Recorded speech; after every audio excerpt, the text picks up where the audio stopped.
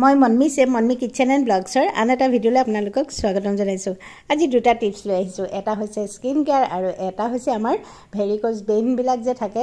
চাবচোন ভৰিত আমাৰ কেতিয়াবা বয়স হোৱাৰ পিছতে সৰু সৰু শিৰ কিছুমান ওলাই আহে, ৰঙা ৰঙা হৈ ওলাই আহে বা ক'লা ক'লা হৈ ওলাই আহে আৰু সেইবিলাক ট্ৰিটমেণ্ট নকৰিলে পিছত ডাঙৰ ডাঙৰ হৈ যায়, অত্যন্ত বিষ হৈ পিছত অপাৰেশ্যনো কৰিবলগীয়া হ'ব পাৰে। প্ৰায়বিলাকৰে থাকেই, মোৰো আছে। গতিকে মই এনেকৈ এক্সাৰচাইজ কৰি বহুত ভাল পাওঁ। ৱালখনৰ সমানে সমানে আপোনালোকে এনেকৈ প্ৰথমতে শুই ল'ব। ৱালখনৰ সমানে সমানে ভৰিকেইটা ওপৰলৈ মেলি ল'ব। মেলি লৈ পতাখন আপোনালোকে যিমান পাৰে গাৰ ফালে টানি 1 2 3 4 5 6 7 8 বুলি এনেকৈ টানিব। তেনেকৈ 10 বাৰমান কৰিব। চাবচোন আমাৰ ৰাতি শুওঁতে ভৰি বিষাই টানি টানি ধৰে, এই সমস্যাটো থাকিলে বা খোজকাঢ়িবলৈও প্ৰব্লেম, ভৰিকেইটা গধুৰ গধুৰ লাগে, বহুত দেৰি বহি থকাৰ পিছত উঠি যাওঁতে ভৰি বিষায়। গতিকে এই সমস্যাবোৰ সকলো দূৰ হ'ব। তাৰপিছত ভৰি দুটা দূৰলৈ আনি ক্লকৱাইজ এণ্টি ক্লকৱাইজ এনেকৈ ঘূৰাব। প্ৰথমতে 3 বাৰ ঘূৰাব, আকৌ উল্টাকৈ 3 বাৰ ঘূৰাব, এনেকৈ কৰিব। আৰু শৰীৰত যদি এগালমান বেমাৰ লৈ থাকোঁ, আমাৰ মুখতো প্ৰতিফলিত হয়, মুখখনো ক'লা পৰি যায়, নহয়নে? তাৰপিছত এইটো এক্সাৰচাইজ কৰিব। ইয়াৰ পিছতে মই আপোনালোকক এটা স্কিন কেয়াৰ টিপছ দিম, সেইটো চাব, বহুত ভাল পাব। আৰু এয়া চাওকচোন, এইখিনি কৰকচোন আপোনালোকে অতি বেছি 1 মাহমান কৰাৰ পিছত চাব আপোনালোকৰ গাটো পাতল হৈ যাব, ভৰিকেইটা পাতল হৈ যাব আৰু সকলো বিষ কোব নাইকিয়া হৈ গৈছে। এই গৰম দিনকেইটাত বাহিৰলৈ ওলাই যোৱা হওক বা ভিতৰত সোমাই থকাকেই হওক, ছালখন আমাৰ ডেমেজ হয়েই। বাহিৰলৈ ওলাই যোৱা সকলৰতো খুবেই বেছি হয়, কাৰণ ৰ'দত গৰমত ছালখন একদম ক'লা পৰি যায়। মোৰো সেইটোৱে হৈছে। ডে টু ডে ইমানেই পলিউশ্যন বাঢ়ি গৈছে, পলিউশ্যনৰ ফলত আমাৰ মুখত যিখিনি তেল থাকে, সেই তেলত বাহিৰৰ বীজাণুখিনি লাগি আহে বা ডাষ্টখিনি লাগি আহে, ধোঁৱাখিনি লাগি আহে, আমাৰ অতি সোনকালে ছালখন ডেমেজ হৈ যায়। বা আৰু পিম্পলছৰ কেয়াৰ ল'লেও পিম্পলছখিনি ভাল হোৱাৰ পিছত ক'লা ক'লা দাগ বহি যায়।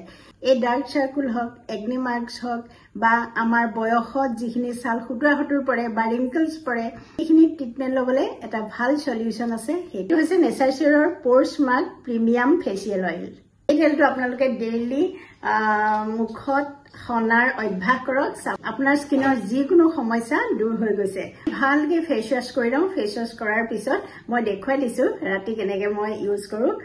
মই এবাৰ ভালকৈ দেখুৱাই দিছোঁ। নেচাৰচিয়ৰৰ এই ফেচিয়েল অইলটোৱে যদি মুখত গাঁত গাঁত থাকে যে আমাৰ পিম্পলছ হোৱাৰ পিছত, সেই দাগখিনিও একদম পূৰা সমান কৰি পেলায় আৰু একদম প্ৰাকৃতিকভাৱে বনোৱা হৈছে, কোনো ইয়াত কেমিকেলছ নাই। মই অকণমান ইয়াৰ হাতত লৈ দেখুৱাইছোঁ আৰু ভালকৈ মাছাজ কৰিম এনেকৈ। মইতো এতিয়া কৰি দেখুৱাইছোঁ আপোনালোকক। আপোনালোকে ৰাতি বা ৰাতিপুৱা যেতিয়াই কৰে, পাৰিলেতো 2 বাৰ কৰিলেও বেয়া নহয়।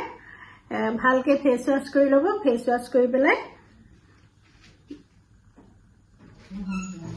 কৰি পেলাই এনেকৈ মুখখন মালিচ কৰিব। মোৰ এতিয়া মুখত একো মেকআপ নাই কাৰণে মই কৰি দেখাইছোঁ।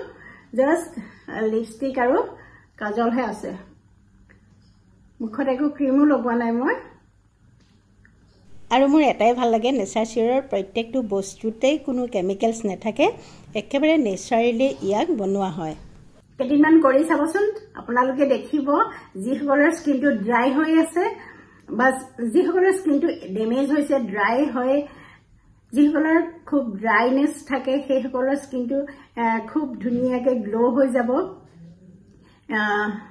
যিসকলৰ স্কিনটো বহুত ড্ৰাই হৈ থাকে, মূৰে ড্ৰাই হৈ থাকে, গ্ল' কৰে। তাৰোপৰি যদি কাৰোবাৰ পিম্পলছ আছে, পিম্পলছ ভাল কৰিব, একনি মাৰ্কছ যদি আছে ভাল কৰিব, বা ৰিংকলছ পৰিলে সেইখিনিও নাইকিয়া কৰিব। আজিকালি আমি ডে টু ডে লাইফত বহুত বিজি থাকোঁ, বহুত ষ্ট্ৰেছ থাকে। সেই ষ্ট্ৰেছবিলাক থাকিলেও আমাৰ মুখখন অট'মেটিক ক'লা পৰে, চকুগুৰি ক'লা পৰে। সেইকাৰণে আপোনালোকে যদি নেচাৰচিয়ৰৰ এই প'ৰ স্মাৰ্ট প্ৰিমিয়াম ফেচিয়েল অইলটো আপোনালোকে ব্যৱহাৰ কৰে, সেই গোটেই সমস্যাখিনি লাহে লাহে নাইকিয়া হৈ যাব। আৰু 1 মাহমান ঘঁহিলে বা 20 দিনমান ঘঁহিলে আপোনালোকে ইয়াৰ ফল পাব। চকুৰ গুৰিখিনিও এনেকৈ মালিচ কৰিব। বা কিছুমানৰ এইখিনিত খুব ক'লা পৰে, সেইখিনি মালিচ কৰিব। নেচাৰচিয়ৰৰ প'ৰ স্মাৰ্ট প্ৰিমিয়াম ফেচিয়েল অইল। আৰু যদি আপোনালোকে কিনিও বুলি ভাবে, ডেছক্ৰিপশ্যনত মই লিংক দি থ'ম, আপোনালোকে বাই কৰিব পাৰিব ফেচবুকত চাই আছে মই কমেণ্টটো দি থম আপোনাৰ আগৰ ভিডিঅ'সমূহত কয় যে ক'ত পাম কিনিবলৈ গতিকে কমেণ্ট চাব কমেণ্টত মই পিন কৰি থম কমেণ্টতে লিংক পাই যাব কিনি ল'ব পাৰিব যদি পছন্দ